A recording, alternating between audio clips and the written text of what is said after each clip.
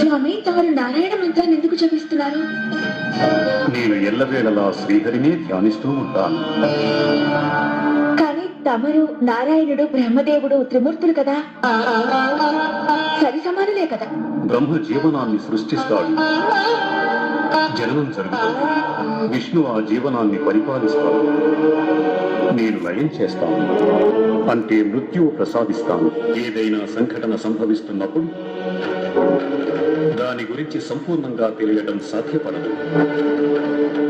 ఆ సంఘటన అనంతరమే సర్వస్వం స్పష్టంగా అవగతమవుతుంది. ఏం జరిగింది, ఎలా జరిగింది, ఎందుకు జరిగింది, దాని వెనుక అర్థం ఏమిటనేది.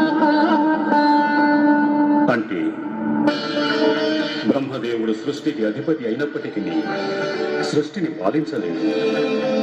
తనకి మృత్యువు గురించి సంపూర్ణంగా తెలుసు. అందుకే నన్ను ధ్యానిస్తూ ఉంటాడు. విష్ణువు సృష్టిని పరిపాలిస్తున్నప్పటికీ అతనికి జనన మరణాల విలువలు తెలియవు. అందుకే బ్రహ్మదేవుని ధ్యానిస్తూ ఉంటాడు. అయితే మృత్యువుకు ముందు సంభవించే నిగూఢ సత్యం గురించి నాకంటే బాగా ఎవరికీ తెలియదు. అందుకే నేను శ్రీహరిని ధ్యానిస్తూ ఉంటాను. ఇలాంటి మరిన్ని వీడియోస్ కోసం మా ఛానల్ని సబ్స్క్రైబ్ చేసుకోండి.